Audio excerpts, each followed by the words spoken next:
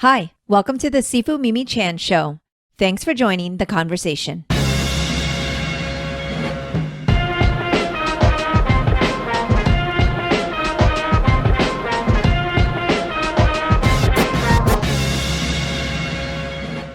Hello, Dan. Nice to see you again. It's good to see you. It's been, seems like it's been a while, but I don't think it's been terribly long, right? No, I think it's actually been under our normal 3-month time. I think we're just like a little over the 2-month mark, but it's because so much happens in such short lengths of time these days. Yeah, that's true. Since I've talked to you last, I've been in England teaching, and my life has been interesting, and just got a new book, working on a new book. I don't know how much more I can add to it. I was proofreading yesterday and the day before, and I'm like, I would add things. I'm like, oh, I just got to put this thing to bed. I can't even look at it anymore. Yeah. By the time you publish a book, you hate it so much. And there, people say, do you read your own work? And it's like, God, I can't look at it. It's loathe it. I only know the same experience from a film perspective, but I do want to do the book thing, and I will come to you for all sorts of advice when and if that time ever finally comes. Good. Yeah. So you were at the scene of the Sword and the Stone, and in England. Well, of course, where the Sword and the Stone originates. Now, in the Sword and the Stone, they go to London, and it's a fairly long journey towards the end of the book. Of course, where the historic Arthur, we could be days trying to Baden Hill, Cornwall. I mean, everybody claims Arthur, which is actually good. That's actually what you kind of want for a mythical figure. In fact, my gosh, the name just dropped out of my head. The Austrian psychologist, not Freud, not Wittgenstein. Well, who can forget the other one? We talked about your dreams a lot. He basically said that our childhood memories are, darn it, I hate that. It's when the name is right inside your head. I know, and I don't want to contribute when I'm not quite sure. But the idea that we adopt, as a culture, we adopt the hero. That's why it's so often the hero has no parents, or there's a weird parenting story. So we can... Oh, it's right there. Yeah, it'll come right there. Is it Viktor Frankl or no? No. But yeah, he's the third. So there's Frankl, there's Freud, and then there's the third one. And it was just in my head. Don't worry about it. But good morning, and things are going well for you, career-wise? I can't really complain. I'm fortunate that people still show up to learn about traditional martial arts, Chinese martial arts, and there's still an interest. So one can't complain when that door is open and then people step through. We're very, very fortunate in that regard. So yeah, I have to say, I selfishly reached out to you last week. Yes, of course, to always join me on the podcast. But going through my own kind of fitness journey, I was like, I have a bunch of knowledgeable people at my disposal that I completely I feel like I should be taking more advantage of. And honestly, I do your glute loop workout all the time, but not very consistently. And then I asked Oscar, I was like, I feel like I should be a little bit more like I should be progressing, so to speak. And, when I actually dedicate the time and prioritize as I should. And I was like, I guess I should just ask Coach Dan John about that. So, yeah, on glute work. So there is great value in taking the glute loop and, beating yourself senseless with it. Hip thrust followed by clamshell. We do the 15 hip thrusts, 15 clamshells, 14, 14, 13, 13, all the way down. We also do another one where we do 25 hip thrusts, 10 clamshells, 20, 10, 15, 10, 10, 10, 5, 10. And there's value to those high rep glute workouts, but those would be, especially for a female, you probably twice a week just to feel that burn, just to remind yourself of what you're doing. But you do need to train up, and I think that's the mistake. My favorite little template for glutes, in fact, I did that literally yesterday, which is an overworked phrase, but it's true in this case. I do the hip thrust, and there's only 2 rounds of this. You do a hip thrust variation, however it works out, higher rep, 20, 25, a deadlift variation, 5 to 10 reps, a squat variation, 5 to 10 reps, and then the clamshell to failure, 2 rounds. And so the hip thrust is marvelous. It works, everything in that hole, but just 2 rounds. And so yesterday I did hip thrust, double banded. So I put on 2 bands around my waist as resistance. I have the glute loop to push my knees out. I do an ab pull with another resistance band, so my abs are engaged, my glute loop's engaged, and then I drive for 25. I do deficit deadlifts. I did 8s yesterday, goblet squat for 5, and then clamshells, 2 rounds. And that is a very hard, good old fashioned pre-exhaust workout. Nothing new, but boy, it opens your eyes. Well, my eyes are getting wider and wider right now, going, oh my. And then for females, if all you did was focus on the glutes, because the glutes make the ab wall work so hard, the glutes make the quads work hard. I think most females could get away with a serious glute training and then maybe just presses. And that's interesting. I say that because when I first went online, there was a group of women who allowed me to go on their forum, and they called themselves Moo Cow, which it wasn't negative. It was about low carb. They were low carb, and to be in the club, you had to have lost 100 pounds. Oh. And one thing the women would always say is that squats and presses or deadlifts and presses is all they needed. And of course, when you look at the work of like Yonda and some other people, you can see that's exactly what he would tell people. And so really, if you work your, we call them guns and buns. If you work your guns and buns, you're going to get most of the benefits of the weight room. And it's that simple. And the guy I kept forgetting was Carl Jung. Oh, Carl Jung, of course. Oh. Jung. Fail. Yeah. So I knew it would happen. Failed. Yeah, I should have gotten that too. Okay, that makes sense. So you're saying twice a week is a good starter, or that's like the enough? Because I feel like I sit on my butt so much that there needs to be this counterbalance to it. Okay. So, and now I kind of wish Brett Contreras was here, but basically we'll invite him next time.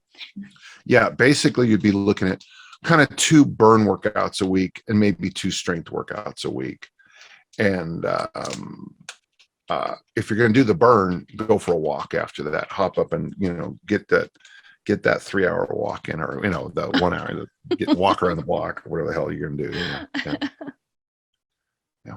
Yes. Well, I appreciate the advice. Thank you so much. And I will try to be diligent and I'll let you know how it goes. Oh, you're fine. You're doing great.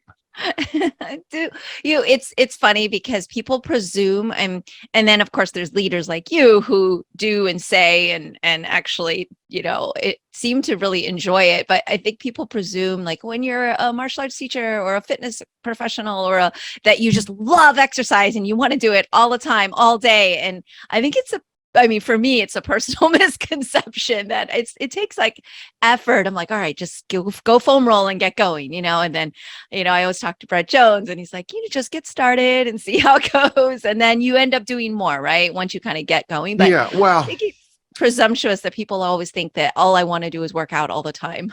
Yeah. Well, like in my case, that's why I have those open workouts every day, is just to, because I know I should train every day at my age. And what keeps me training at my age every day is the fact that people show up to train with me at 9:30. And by the way, yesterday I got my glute workout in at 9, a half an hour before everyone got there, because I wanted to make sure I got extra work in. Which is what my point is, that it's kind of funny because I know I need to do all this extra work, but I have to remind myself to do it too. It's so yeah. It's funny how the human brain is an interesting thing. It's like people think I think the human brain trends. There's, I can't remember exactly what the reticulating activating system, the RAS or something. If you start throwing the discus, all of a sudden you'll see discus stuff all over the place. You'll all of a sudden start seeing discus stuff. And if you decide to get into kettlebells, all of a sudden, you'll be open the paper and you'll see a kettlebell. And I think with those of us who train, when I'm drinking beer and sitting on a couch, I tend to want to drink more beer and sit on the couch longer. And when I go into the gym to work out, I want to spend more time in the gym working out and hanging out. And we tend to trend in directions. You know what I'm saying? Probably a long way to get there, but we tend to, I know myself, once I'm working out, I work out. Once I'm in the habit of working out every day, I work out every day.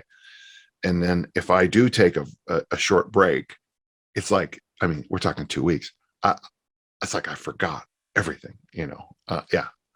Yeah, it's amazing because how quickly, and I think it's like that frequency illusion. It's called like the Bader something, Meinhof, I think, phenomenon. But like where you see something that, like if you buy something and then you see it more often and all of that. Like a red car. Yeah, like a red car. But I feel like I don't know, I guess I have to stay in, like Oscar and I did this thing where, okay, for 30 days, we're going to try to check off on the calendar. So we've done like our little bit, right? And that way it's like visual, and me, I like color coding and things like that. And that was pretty effective. So just like the tracking and then seeing visually, like if I miss a day, I would see it on the calendar, like it didn't get checked. So I kind of need that, but I don't know that I have, I guess I wish I just had more of that motivation all the time and everything. And then like, you're right. As soon as you just say, okay, well, that month's gone, let's take a week. Then it's like getting back on track is not always that easy. And you would think it's like, but we did it for 30 days straight. It's so easy to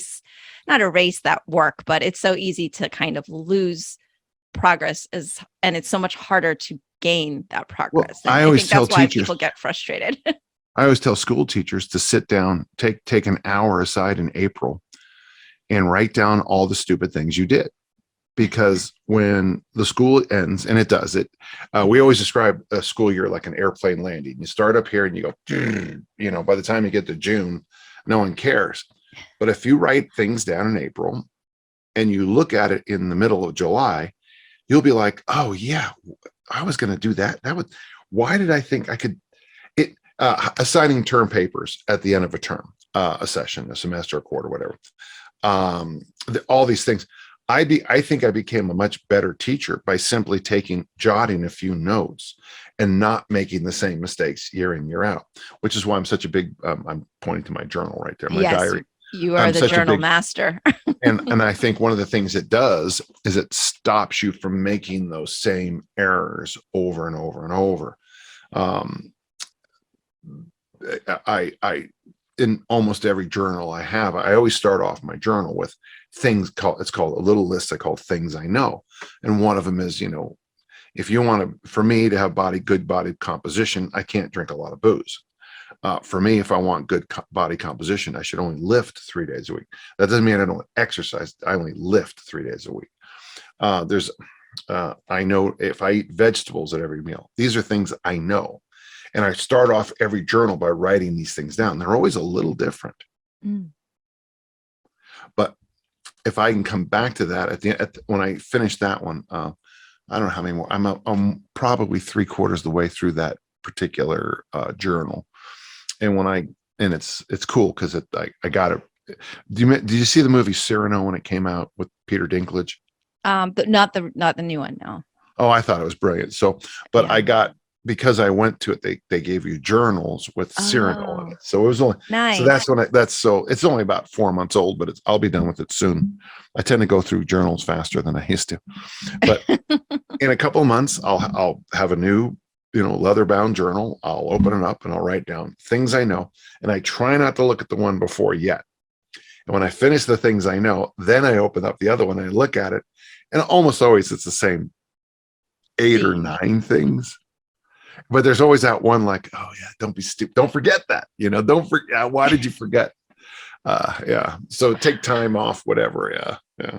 I like that you kind of are trying not to cheat from your own notes. That's that kind of Well, yeah, but that's what you tend to do. And I mean, you get into relationships, and you all of a sudden, there's a thing I read not long ago where you probably will never know the last time you picked up your child. So I went over to Kelly's house and I said, come here, and I picked her up, and I said, okay, well, this is what I'm going to pick her up. And then I picked up Lindsay, and they're both like, what the hell are you doing? I said, and they're both moms now. And I'm like, I read this thing that you'll never know when the last time you picked up your child. You'll never know. And I thought to myself, well, at least I know it's been in the last 5 months. Yes. And it's really great that you also have the ability as well, because you are strong, Dan John. Yeah. So I think there's a bit of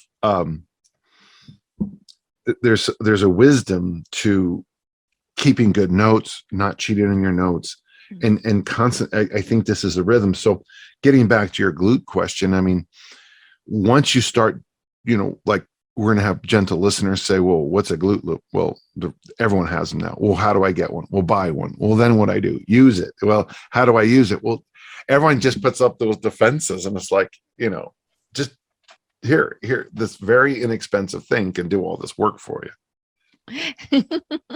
Yes, and there's like a wealth of knowledge and things that you have out there in particular as well, which I always have your links up there for people in case they want to see you in action and follow you. And you're so vigilant about not just your Wandering Weights, but like your newsletter, but also the podcast and the university, and so much. Yeah, the university's going well. Yeah.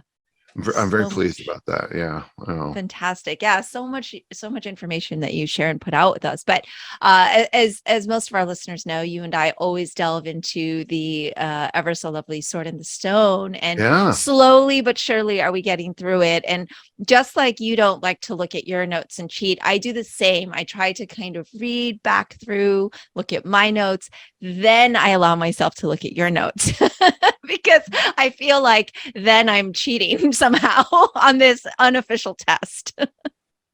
Well, good. Well, I'm pulling up. I have my notes in case we need them. Yes. So we spent a long time on chapter 9, which was great. And now we're heading into 10. But before we jumped in, I know that you are very scholarly and astute in Latin and derivatives and things like that. And as I read through this book, which is so well penned, but also I always am reminded of my lack of vocabulary and remembrance of that, because I took Latin in high school and I remember doing derivative competitions and everything. And now it feels like it's completely gone, but it's fun to kind of read through and come up and read words and understand them. And then also just references, right? So it's like you're reading, but then you have to stop to look things up while you're reading if you really want to capture what it's saying. And one of my favorite lines, which also is in the Disney film, was where he yells, "Castor and Pollux, blow me to Bermuda." And it was so visual for me from watching it as a child, because he comes back in his Bermuda shorts and he just like screams it, and I had no idea as a child why he yelled that. It's just this crotchety old man yelling, and then reading it through so many times with you and going through this journey, and finally now I don't have to look up as much who Castor and Pollux are, but I still don't have like the depth of knowledge on these, I guess, half brothers, Greek twin half brothers or something. And it's kind of a disturbing familial line, but I want to ask why he says Castor and Pollux in particular to blow him to Bermuda. Well, yeah, actually, and I'm glad you brought up the Disney scene, because it is. I didn't like the movie. I like, but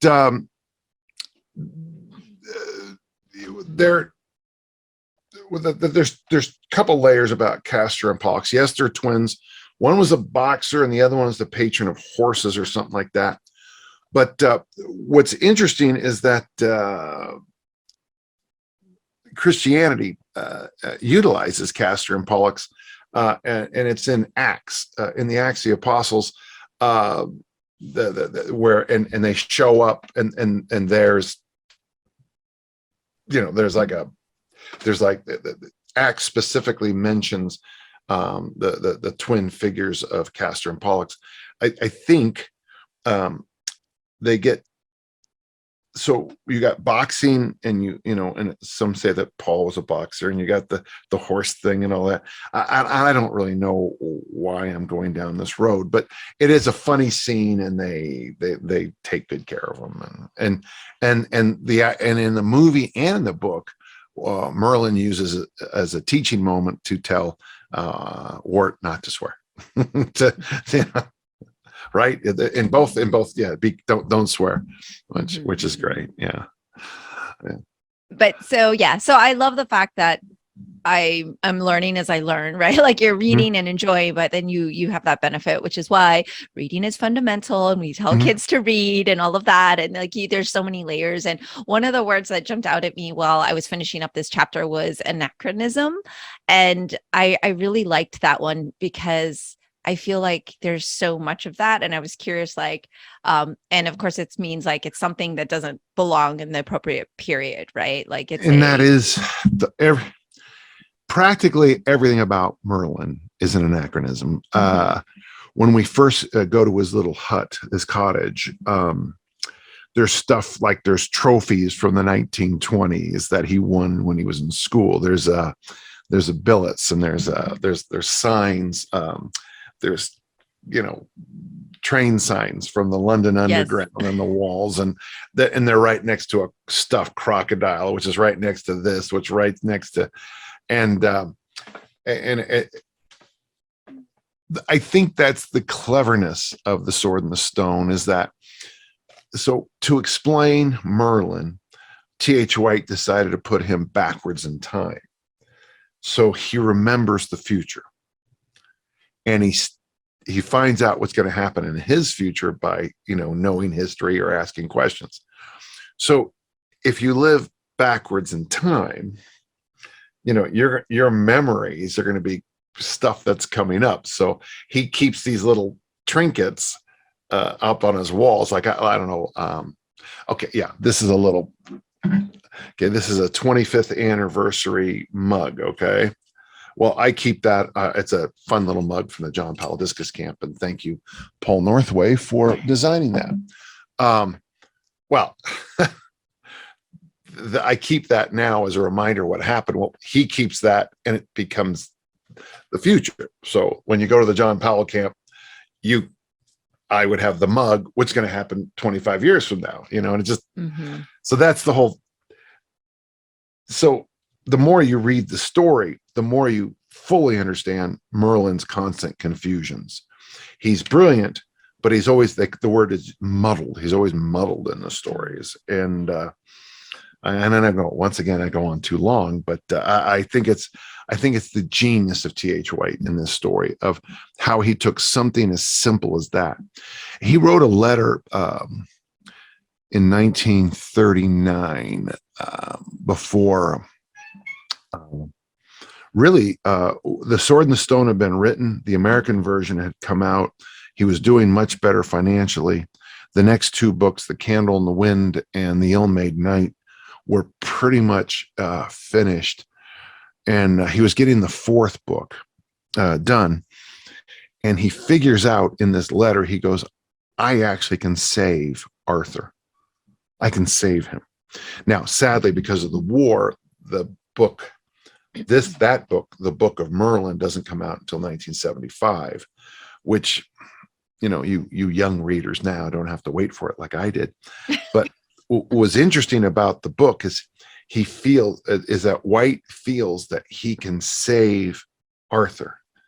And the way he saves Arthur is basically by having what's about to happen in his world, which is World War II. And he solves World War II in the badger's den.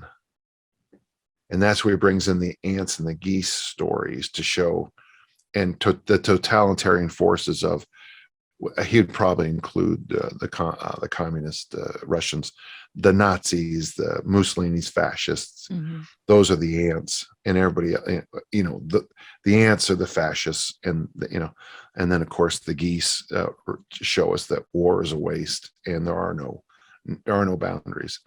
I think when the decision was made to put those two stories into the Sword and the Stone in that final version called the Once and Future King, I think that was a poor decision, because I don't think those stories are solid in the Sword and the Stone. They don't fit with the story, and of course the Once and Future King edition, sorry about that, got rid of Madam Mim, and it got rid of a whole bunch of the transformation stories. Mm-hmm. And especially the one like the one with the snake, the dreams of the snake, the dreams of the owls. Those are they're such beautiful stories. And but I think White's vision of this I can save Arthur was beautiful, but because of World War II and paper issues, and I think he kind of just washed his hands of it, and I'll be honest with you, the more I write, the more I understand why he would. I'm sure he made a ton of money with that 1958, those small revisions and that he made. He probably made a crap load of money, because the Once and Future King, and I got multiple copies of those editions. I mean, that was a massive bestseller, and it got turned into the Broadway show Camelot, and then the terrible movie. God, it was Camelot, and of course, and then the Disney, Sword in the movie. Stone. Mm-hmm. Yeah, so Once and Future King comes out in 58, and by 1963, there's a Disney movie and a Broadway play. So, yeah. But what's missing is he doesn't save Arthur. Yeah, and I know we've talked about it before, and it's been a very long time, because I don't reread those, the continuation, because it's so depressing. It's like really depressing and heart-wrenching. Mm-hmm. I kind of just need it to end at the Once and Future King, the Sword and the Stone, because it's a lot. But I'm curious, because you also are a writer, and it seems like circumstance can clearly definitively change even something like this, right? Like where he had this path, and there was the great success and everything that was happening, and we get frustrated as viewers and listeners, right? But you have some empathy coming from understanding what it's like to have publishing deadlines, and then circumstance of life. Yeah, World War II. I mean, right. That's and of course, I'm not a big fan of some of his biographers. They spend a little bit too much time in their. I think his most famous biographer isn't writing a biography about T.H. White. She's writing a biography about herself, and that's a cruel thing to say, but I've always felt that. But obviously, I mean, I guess growing up in post World War I Britain, the school system at the time was just hyper brutal. Of course, England had lost 1 in 4 young men. After midnight, the streets of London, as I understand it, would get very crowded with people who had been burned to death by the war, and so they had this whole not burned to death. I'm sorry, burned terribly by plane incidents and this and that. And I read one time that there was this whole strange nightlife of burn victims. So if you're growing up in that period, of course, I think White was impacted by the Boer War in some cases, and as he was part of that India thing, and I'm not defending White or anything. I'm just saying that these are complex people, and you sort of see it in the work of Tolkien, J.R.R. Tolkien. Also, Tolkien had a World War I experience, which was brutal, and he lost his best friends, I think. And when you read not so much The Hobbit, but when you read, I think it's The Two Towers, you can see him, dealing with his own issues from World War I. And my point on all this is that um, when you read an author like White, and then you read their biography, sometimes when you read an author like Tolkien, you read a good biography, and then you go back in, all of a sudden these things leap off the page at you. Mm-hmm. I think it won't be. I'm please, gentle listener, I apologize, but when you know my life story with how busy I got in the 90s and aughts with, raising the kids, and, I was working 2 jobs, making them breakfast, making them dinner. And to still train as an athlete, I had to completely rework how I looked at training. And that's where the easy strengths and those 15-minute workouts, the 1 lifts a day, the transformation program, all those things came in. Whereas if I have a different life experience, I just train like I always did, 5 days a week, Olympic lifting and throwing the discus every single day, and I'd never improve. And I don't think we'd have this conversation right now without all how busy I got. Yeah. Yeah. So go ahead. No, I was just going to say, out of curiosity, because you have such an appreciation for the pros and, these stories, and you are already such a accomplished writer. And most of what you do is, of course, with fitness and strength training. And do you have an interest in writing fiction, or do you on the side write fiction? Yeah, actually, I don't know about. I had a 300-page little book. And when I left this job, the day I left, the IT guy just pressed delete on all my files. And I was told that I'd be able to have access to them. And so I said, okay, I'll just wait a couple days. And I lost the entire thing. But basically, it was a school teacher from the 80s who, I don't know if you don't remember this, back at the McMartin case and all that insanity, where these preschools, I can't even believe. Here's the thing, folks, you won't even believe if you didn't. You can look it up. In the 1980s, these crazy ass people thought that in preschools they were teaching the kids witchcraft and demon worship. And this one, and it's interesting because it happened here in Utah too, happened a lot in Southern California, which is never a surprise because that place is batshit crazy. And it happened like in Wisconsin and Minnesota also. But these social workers would sit down with kids and say, did you fly in a broom today in your preschool class? Yes, I did. And this one kid was telling about how they were taken away and beaten on submarines during the school day. Oh my gosh. Well, I mean, just stop for a second. How many preschoolers do you know would actually get on a submarine? I mean, just do the logistics of it. And they were believing this crap. I used to lecture on these satanic cults of the 1980s. In my ethics class, because the students would sit there and say, wait, how do people believe that? And of course, that's the conversation. Mm-hmm. And it's still a conversation. I mean, this guy, the people who listen to that far right stuff about, what was that pizza parlor in New York where they were, torturing babies for their blood, and the guy showed up with a what? You believe that, yeah. There's no basement in this building, but people will believe that stuff. And truth, and we know this from it's true. The Nazis taught us this. Tail Gunner Joe, the congressman, taught us this. If you make a lie big enough, there's a trending to believe in it.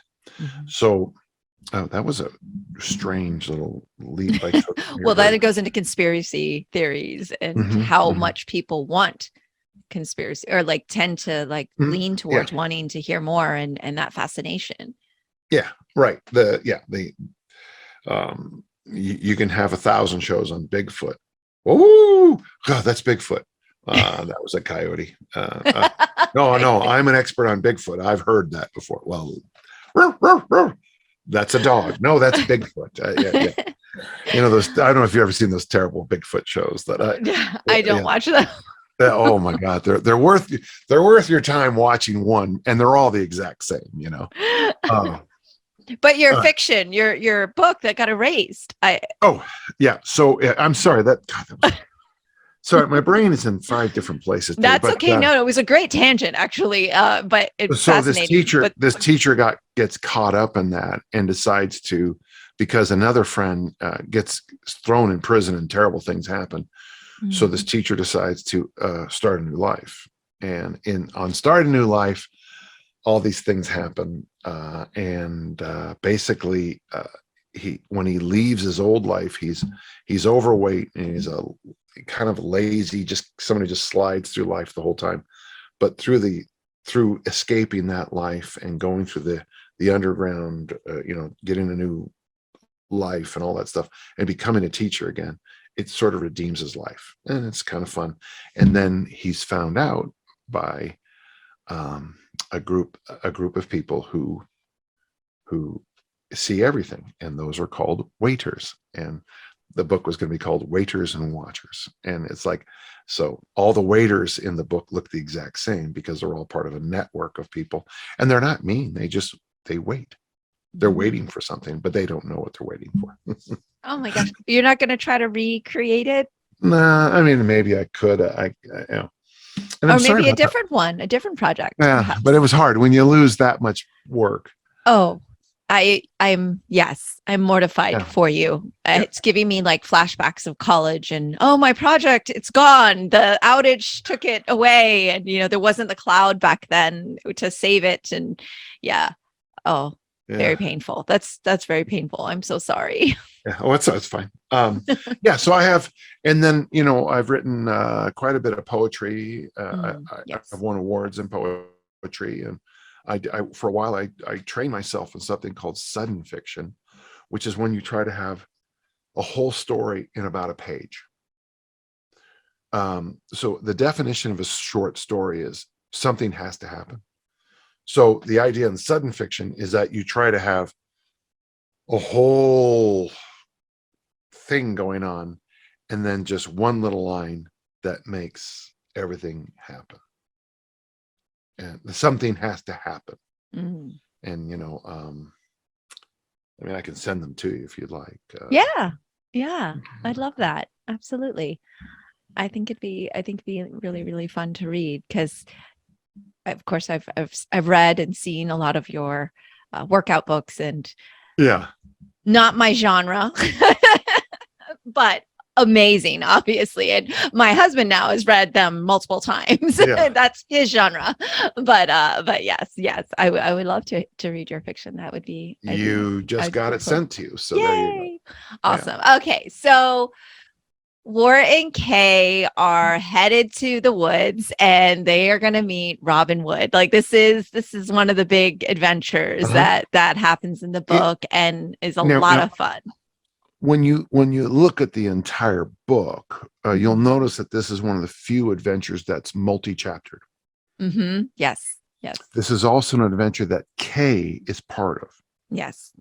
Now, and depending on which version you have, now here's the problem with this particular. There are 3 different adventures. There's one where they chase with they attack those kind of half humans, the anthropomorphi.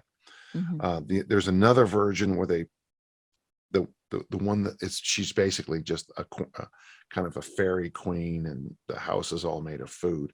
And the third one is well, I'm not going to worry about it so much now, but they're all radically this is the one that you made me get.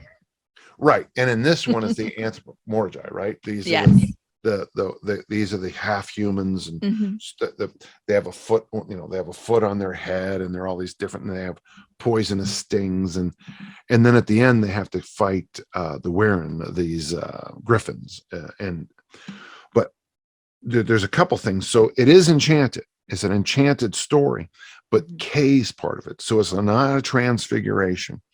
It ties more into the Mim and the beast Galapagos story at the end of the book. So you have a witch story. You have this very long story in the middle of the book. That's, the terrible humans and, griffins and all kinds of things. And then Galapagos at the end of the book. And those become they become their own little triangle sitting in the book. There's a lot of if there's a lot of parallels between Mim and Galapagos, and of course this obviously is important because it's the longest of the stories. It's interesting because that is the artwork I have over there on the wall is from this book, The Dennis Nolan yeah, illustration. Dennis Nolan. Yeah. I bought his early piece. In fact, I've emailed him a couple times. I want to buy everything he has. Yeah, he does. He charges, he charges me a bit, but I don't, it's there's no, I have it. Nobody else does. It's one off. Wow. But you have this very interesting version, at the end, Arthur's going to have a broken collarbone. Kay finally is the hero of a story. And it's, instead of him he's proud, and Dad is going to be proud of Kay. It just sits, and Kay sort of kind of changes here into the positive for the first time. And also Merlin sort of kind of changes towards Kay because Merlin adopts this story. Now, at the same time, it's also a heroic adventure because they're going to go save some of the people in the village who've been captured by the bad guys. And in the version we're reading, they're going to eat them. Mm-hmm. They're cannibals. Yeah, whereas in the other versions, they're just trapped, like in the Galapagos. So it's interesting because Mim is a cannibal. The anthropodongids are cannibals, and Galapagos is just basically wants the ransom money for everybody. So it's an interesting little, it's just an interesting little thing. All right, so there you go. I think cannibalism is interesting because it really usually gets such a reaction from people that it's weird, because I feel like it comes up, but it's not deeply explored or talked about, or maybe I'm just not watching the Bigfoot channels and the cannibalism shows. Maybe I've missed those, but yet anytime you say that, people are like, oh, ooh, cannibalism, it's like it creeps people out, very rightfully so. But it's very, I believe, and you can probably speak more to that, but like historically has been like in the culture for a very long time. Well, I was just at a wedding not long ago, and the wedding was in Donner Pass, the famous Donner Party, who went against they tried to cross that great Sierra mountain range when you first, you get off that long Nevada plateau.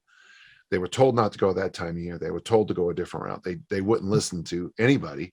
And of course, they ended up, historically snacking on each other, and it's still called Donner Pass. Yeah. And it's funny because there was that story from that rugby team in Argentina that crashed in a plane, and they ended up, surviving by eating each other. And these stories just leap into my mind so vividly because, I guess, I don't know, Soylent Green, that movie back in the day, when the last line of the show, Soylent Green is people, in the future we eat dead people.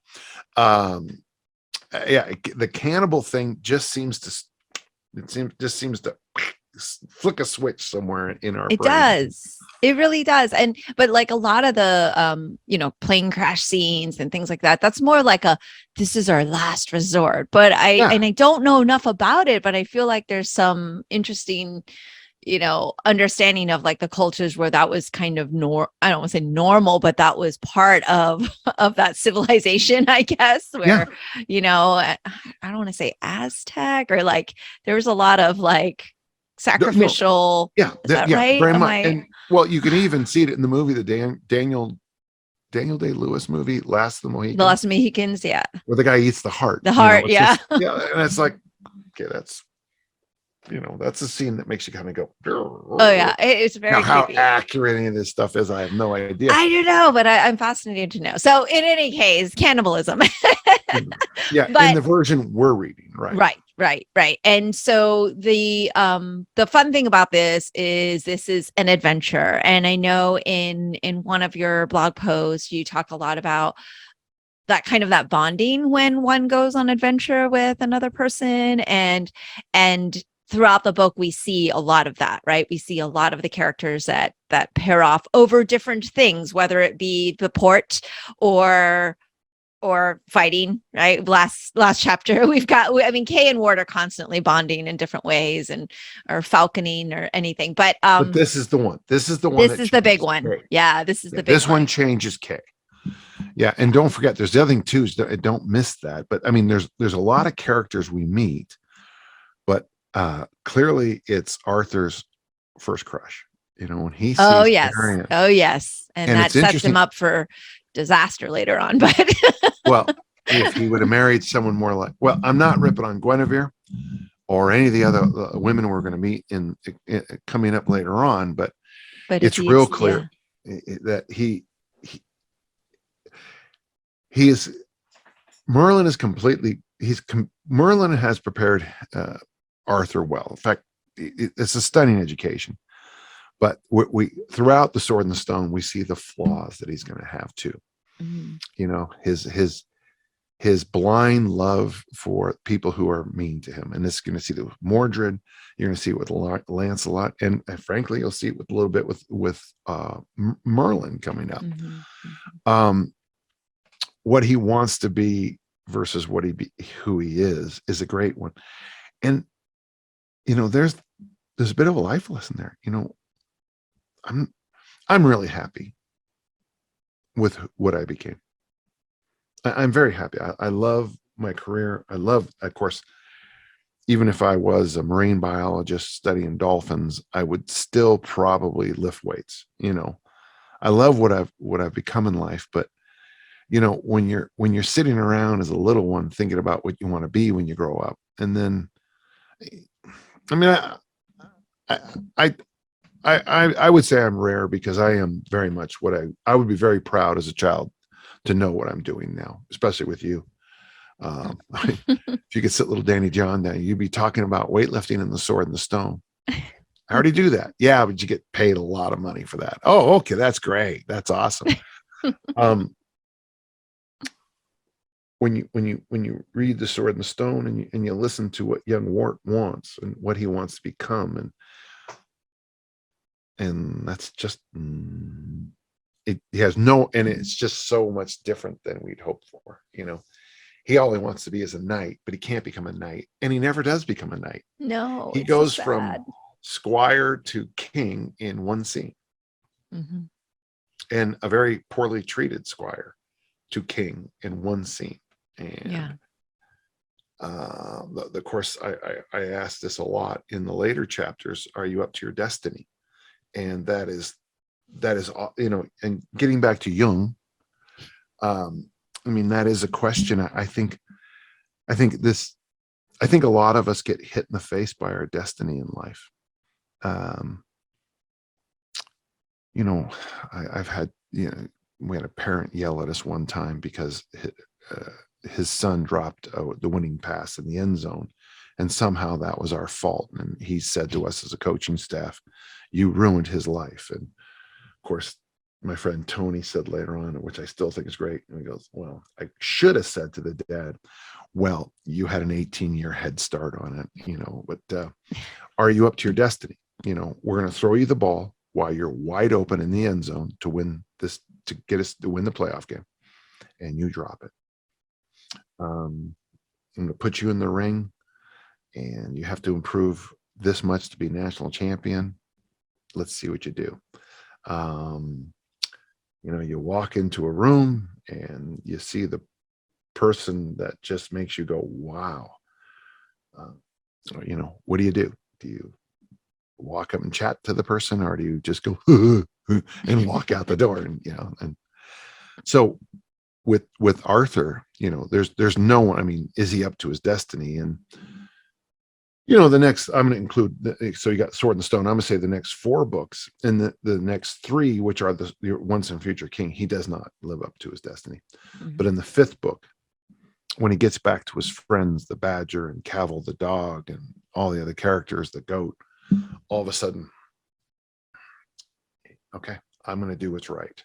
I'm going to give him whatever he wants. And because war is stupid, and of course a war breaks out. So Yeah. yeah.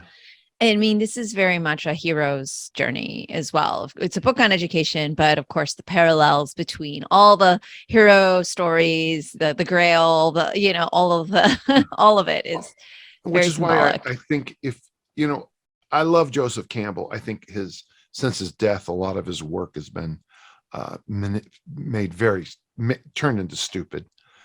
And you have to be careful about reading Joseph Campbell. And I'm saying that as a person in the same field. He was a comparative religion person, and of course I taught that at the college level too. I'm not ripping on him in any way, but I think if you watched maybe the Power of Myth series, that Bill Moyers Joseph Campbell thing, after reading the Once and Future King, or the whole 5 books or whatever, and then went and read them through with that vision of the hero's adventure. And because I think T.H. White really does a good job with the hero's adventure. You can see it in Dune. I think the hero's adventure pretty well. I don't know how well this movie is portraying it. The new one coming out, I saw it. I think it's fine, but we're only part of the way through, though, too, right? Yeah, and I thought some of the Batman, I think they got to quit re-releasing Batman every 2 years because they can't keep up. But I liked the Batman with I think it was Christopher Nolan was the director. That would be Begins, The Dark Knight, and I didn't like the third one. But the problem Batman always has is that his parents are killed in front of him, and he vows to fight crime. Well, you can never stop fighting crime. So you got to be very careful about what you decide your destiny is going to be. And if you decide that you want to win the gold medal at the Olympics, do you know how, I don't know if you know this, but many people are very miserable for a long time after they get their gold medals or world records. It's a huge drop off because it becomes that Peggy Lee song, "Is That All There Is?" Yeah. Yeah, because you just have one thing you're trying to achieve, and then what? Yeah. Well, and a lot of I've been with people who their goal was to get married, but it wasn't to be in a marriage. So the pretty white dress, the flower girl, the band, the dance, the cake, the bouquet, and then there's life, and very quickly there's stinky bowel movements and grass that needs to be mowed, and something, a dish rag that got left under a sink and now smells, and it's all the realities of life. And I think so. One of the things you have to be careful about the hero's adventure is once you come up, Jonah and the Great Fish, Pinocchio, all those times in Harry Potter where you rise out of that dungeon, out of the underground, out of the cave, and you're back in the life, and you've done your job. I have a book back there called Now What? And I wrote Now What to deal with the athletes I work with, not so much the ones who fail to get their goal. Those guys are easy. We just try again. It's the ones who got their damn goal. The hardest coaching you can do is when someone gets, my dad's curse, my father of blessed memory. I hope you get everything you want. That was his curse. I remember. Yeah. And then of course, there's that great Star Trek episode. I think it's season 2. It might be season 1. It's where, Live Long and Prosper gets invented by Leonard Nimoy, and it's that one where he goes back to the Vulcan because he's going to have to, because he's married, and T'Pring, the wife, tricks him. And at the end, there's that great line. Well, you will find that having something isn't nearly as good as wanting something. It's that great punch you in the face line. On our adventure here with Kay and Wart going on this adventure, Kay has wanted and wanted and wanted one of these adventures, and he's going to get it. And the cool thing about this particular story is he gets it, and he's the hero. He kills the Warren, depending on what book we have. And then on the other side is, now we're back to, Arthur getting everything. And the funny thing is, you'll see this ascendancy of Sir Kay after the story, where now he's studying to be a knight. Wart is disappearing. The story of going to see the badger and bumping into the hedge pig, and that's the night before everything happens. And all of a sudden now Kay as a knight treats Wart terribly. And then we go to London and everything switches. Yeah. Kay is a knight, but all of a sudden he has to bend a knee to his squire. Mm-hmm. Yeah. Oh, spoiler alert. He pulls the sword from the stone. Yeah, he pulls the sword from the stone. I love that, the now what, because I feel that many of us, and that's why I guess they call that, could be in life, we call that like midlife crisis, or we think we're working towards one thing, and then maybe we don't prepare ourselves for what that is. And like you said, like marriage isn't, getting married isn't the same as being in a marriage, or being at the top of your career and like understanding what that is. Do you think that's a matter of like, just as a martial artist, is that a matter of just preparation? Like, do we need to then, or is destiny just destiny, and then we have to deal with it as we get to it? Can we not prepare for destiny, I guess? So as an athlete, in June 1979, I threw at the Nationals. I came home to Salt Lake City. It was a 2-hour ride back up. Our assistant coach picked me up, took me back up to Logan. I went into my dorm. It was empty because it was everyone had graduated. I missed graduation. Everyone got home. I packed up. I got a ride back from Logan, another 2-hour ride down to Salt Lake City. Got on a flight, went to South San Francisco. My parents picked me up, and I'm sitting there at the dinner table.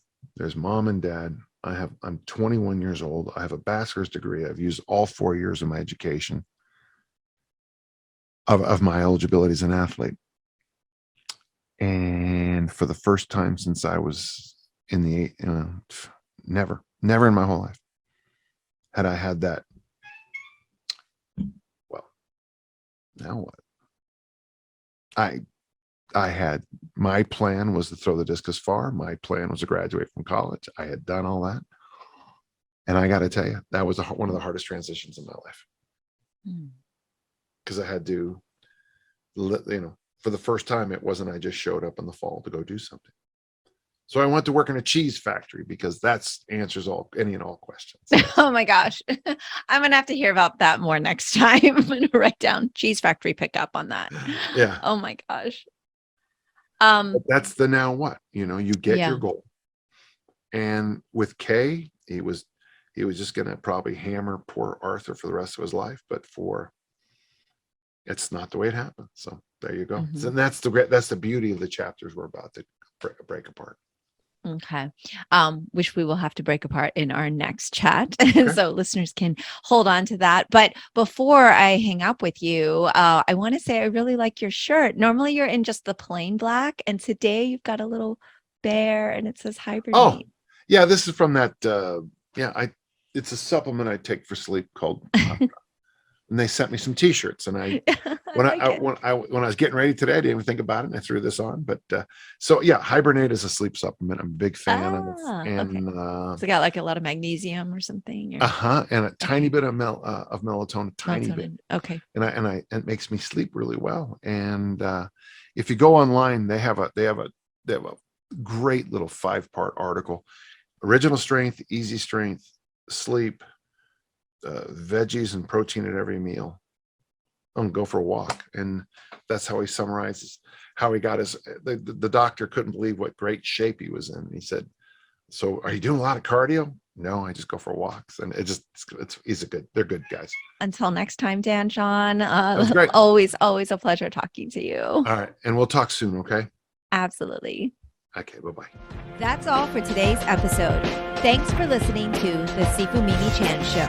You can become a patron of the show at patreon.com/Sifu Mimi Chan to help keep this podcast going. Follow me and interact on social media at Sifu Mimi Chan on Instagram, Twitter, or Facebook.